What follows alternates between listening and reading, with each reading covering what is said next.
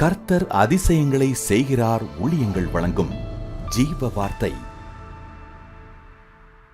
இந்த நாளிலும் கர்த்தருடைய ஊழியக்காரங்களை வாழ்த்துகிறேன். இந்த புதிய நாளில் புதிய அற்புதத்தை இயேசப்பா செய்ய போகிறார்.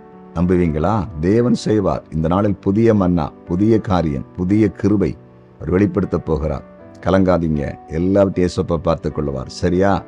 பிறந்த நாளை காண்கிற அனைவரையும் இயேசுவின் நாமத்தில் வாழ்த்துகிறேன்.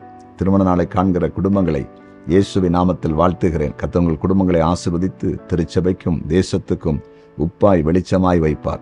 இன்றைய ஜீவார்த்தைக்கான வசனத்தை கேட்போமா?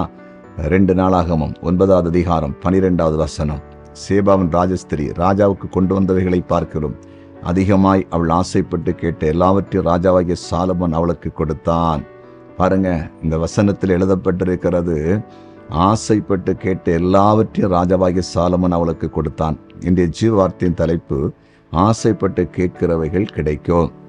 சேபா ராஜஸ்திரி சாலமோனுக்கு நிறைய வெகுமதிகளை கொண்டு வந்தாள். பொன், வெள்ளி, கந்தவர்க்கங்கள் எல்லாம் கொண்டு வந்தாள். ஆனால் பாருங்க, இங்க தேசத்துல அவ பார்த்த பிறகு இங்கிருந்தும் சில பொருட்களை அவள் கொண்டு செல்வதற்கு ஆசைப்பட்டாள்.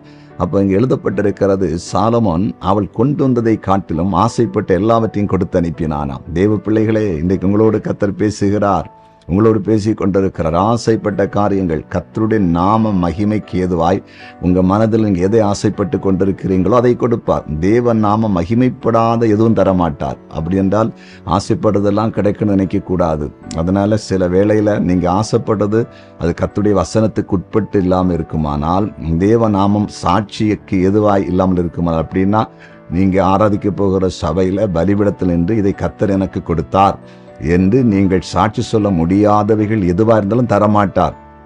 ஆனால் சாட்சி சொல்வதற்கு ஏதுவானவைகள், கர்த்தர் நாம மகிமைக்கு ஏதுவானவைகள், பரிசுத்தமானவைகள், உண்மையானவைகள், நேர்மையானவைகள், மற்றவர்களை பாதிக்காத காரியங்கள், எதை நீங்கள் ஆசைப்பட்டிருந்தால், அது வேலையாக இருக்கலாம், வியாபாரமாக இருக்கலாம், தொழிலாக இருக்கலாம், ஊழியமாக இருக்கலாம், நீங்கள் நடத்துகிற சபையாக இருக்கலாம், எதுவானாலும் சரி, உங்கள் மனதில் என்ன ஆசை இருக்கிறதோ அதையெல்லாம் கர்த்தர் நிறைவேற்ற போகிறார். சேபா ராஜஸ்திரி ஆசைப்பட்டதை எல்லாம் சாலமன் ராஜா கொடுத்தார் என்று சொன்னால், ராஜாதி ராஜாவாக இருக்கிற நம்முடைய ஆண்டவர் நாம் ஆசைப்படுகிறதை தரமாட்டாரா? கண்டிப்பாய் தருவார். விசுவாசிங்க. நீங்க ஆசைப்பட்டதை கர்த்தர் தரும்படிக்கு கர்த்தருடைய ஊழியக்காரன் ஜெபிக்க போறேன். ஜெபிக்கலாமா? ஜெபிக்கலாம்.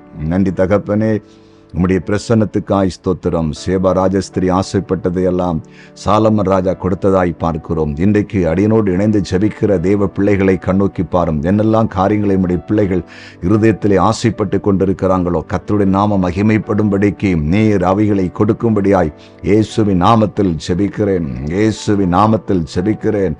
கர்த்தரங்கள் ஜெபத்தை கேட்கிறீர், அதற்காய் ஸ்தோத்திரம். பிசாசின் பிடியில் இருக்கிற குடும்பங்கள் இயேசுவின் நாமத்தில் விடுவிக்கப்படட்டும். வியாதியின் பிடியில் சிக்கி தவிக்கிற மக்கள் இயேசுவின் நாமத்தில் விடுவிக்கப்படுவார்களாக. மரண போராட்டம் குடும்பங்களை விட்டு விலகட்டும் என்று ஜெபிக்கிறேன். எதிர்காலத்தை குறித்த பயம் விலகுவதாக, ஆசீர்வாத தடைகள் விலகுவதாக. ஆண்டவரே, படிக்கிற பிள்ளைகள் ஆசீர்வதிங்க, பிள்ளைகளை பாதுகாத்துக் கொள்ளுங்க. குறிப்பாய் வாலிப பிள்ளைகள் மேல் கிருபை இருக்கட்டும் என்று ஜெபிக்கிறேன். ஒவ்வொரு இல்லத்திலும் தேவ பிரசன்னம் இருப்பதாக, ஒவ்வொரு இல்லத்திலும் தெய்வீக சமாதான ஆளுகை செய்யட்டும் என்று ஜெபிக்கிறேன். ஜெபத்தை கேட்டீர், அதற்காய் ஸ்தோத்திரம். இயேசுவின் நாமத்தில் பிதாவே. ஆமேன், ஆமேன், ஆமேன்.